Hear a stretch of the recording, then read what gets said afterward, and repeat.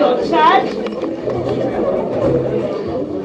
that you will uphold the vision, mission, core values of the association.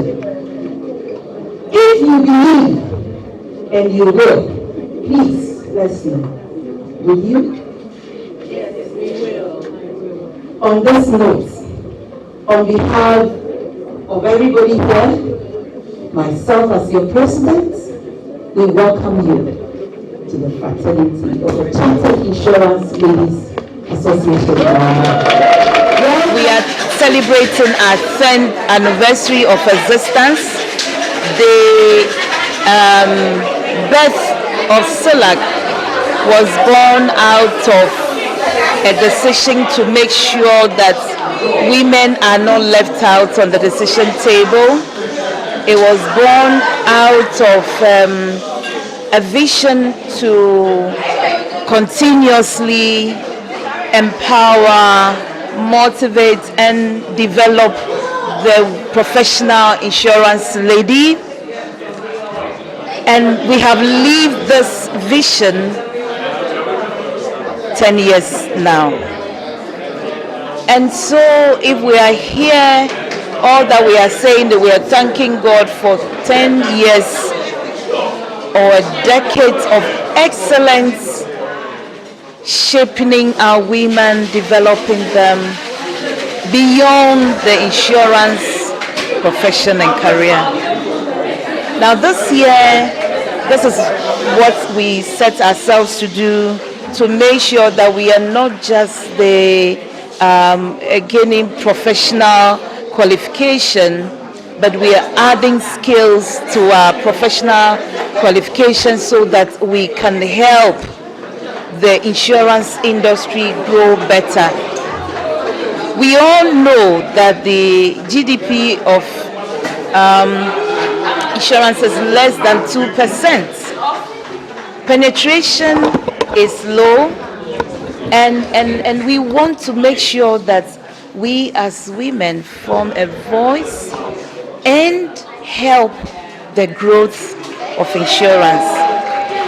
And therefore, if we are here today thanking God, all we are saying is that we have come very far by the grace of God, and far still we will go, because it is said that if you want to go fast, you go alone, but if you want to go far, you go with everybody and the people that will help you get there. Now, we are blessed to be an association that has support base, being our men in the insurance industry. I mean, you can see what's happening. We set ourselves to have a discussion on how to navigate the corporate ladder, and we have our men to support us have this discussion, telling us their perspective of how to navigate. Often than not, women are said to work extremely, maybe 3-4 times before they are accepted or appreciated. But we want to change that narrative to say that we don't just want to be given space on the table, but what we bring to the table is, given a color, what we bring to the table is the skills, the wisdom that we have acquired beyond the insurance profession. What we bring to the table is resilience and tenacity. What we are saying is that when given the opportunity, we can excel. I can proudly say that today we have over 10 CEOs, female CEOs. And when it comes to the COO or the general managers, a lot. But a lot more also below the middle and all that. And what we want to say is that, look, we are there. If you need a woman to take up responsibility, remember us. We come on the table not because there's affirmative action and the 30% that we had to, but what we bring is skills. We bring value. We bring our experience and expertise, having acquired down the ladder and on the road.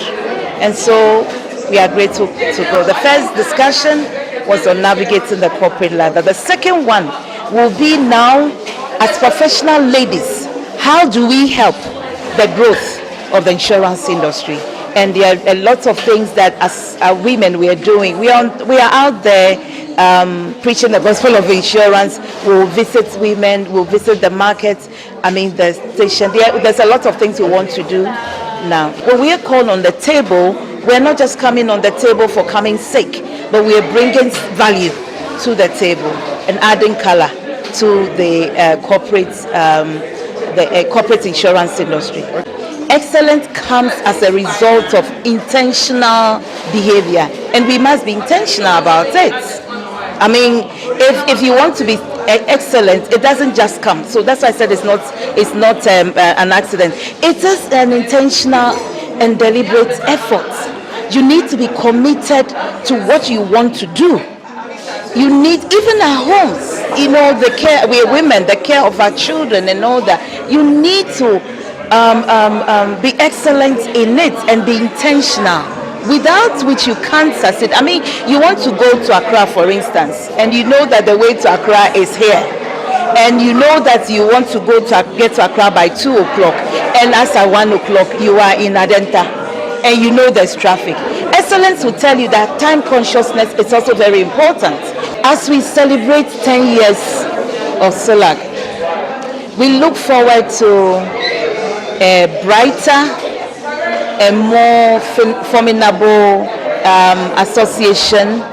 There's a lot we want to do. We want to make sure that we also identify young women. So the young ladies of the industry who have not done the insurance career or are on the path, we welcome everybody. We are planning something with the universities just to make sure that they understand the career in insurance and encourage them to be. I always say this thing, that insurance is in the Bible. Bearing one another's burden. From when I approach you to tell you the benefits of insurance and say that when the risk occurs, I will give you the benefits, or I make sure you have peace of mind when you do your car insurance, or now you insure your house, or we have wake of fires. We want to, as women, go out there and preach this gospel of insurance. Now, insurance should be accessible to everybody. And how can they access the insurance if we don't go out there to let them know how accessible they can have insurance? So we give to society as well. One of the major achievements of CILAG is our outreach on orphanage projects that we do every year. This year we were in Kofredria, Center for Christian Children, and we were there, and we went to the streets and we preached insurance to the drivers. And it was beautiful. That's what we do. Celebrating 10 years, we want to give to the needy. And it's been on our hearts that we should support. When you go to the child cancer units, it's quite pathetic. It's very unfortunate. When you see their situation and you see sometimes how parents are not able to support, the children in that condition. We thought that what can we do significantly as we mark 10 years of our existence. And so we thought that would be the second project we should do as we mark this anniversary. The reason I spoke about that is usually in insurance is supposed to bring you back to the position you were before you suffered a loss. And usually most of the people who are working and supporting the economy or us are also women. So let's say that 50% of the working population are women.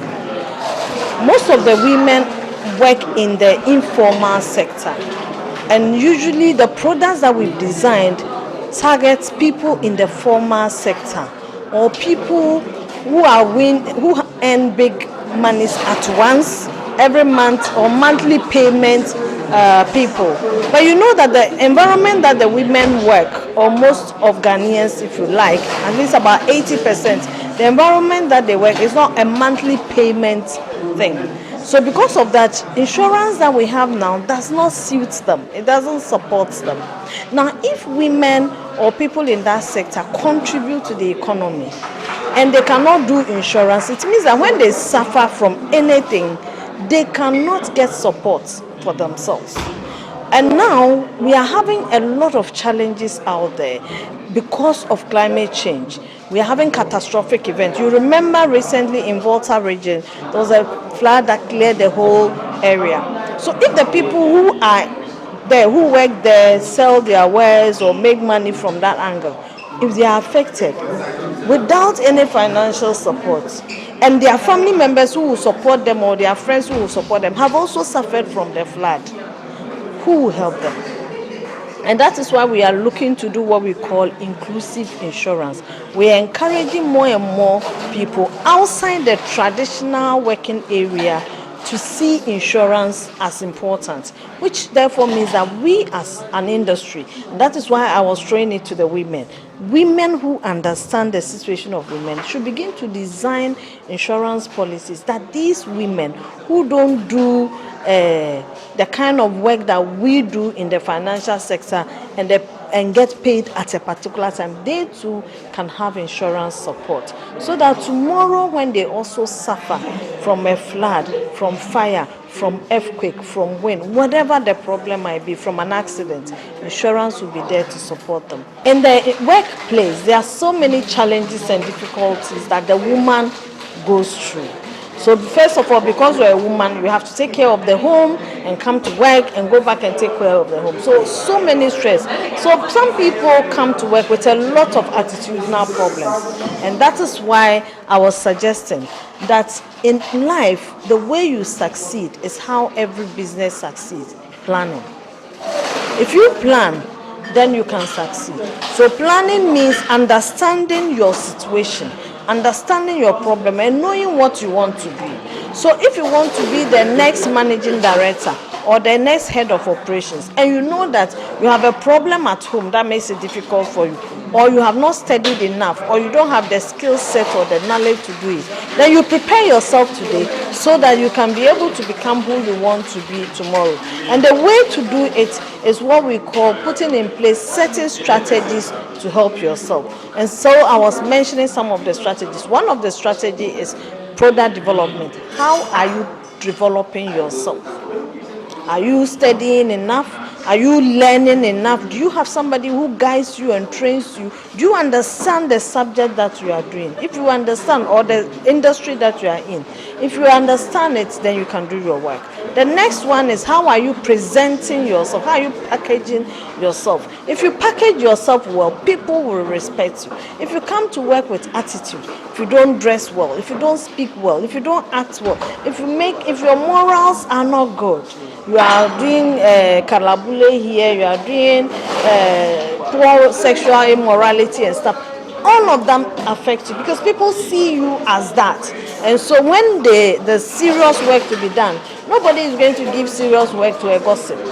Nobody is going to give serious work to a liar or somebody who doesn't carry themselves well. And then, of course, I talked about pricing. How do you price yourself? If you come and you don't add value to yourself every year, every day, every moment, you end up being valueless. And who wants to work with somebody who is valueless?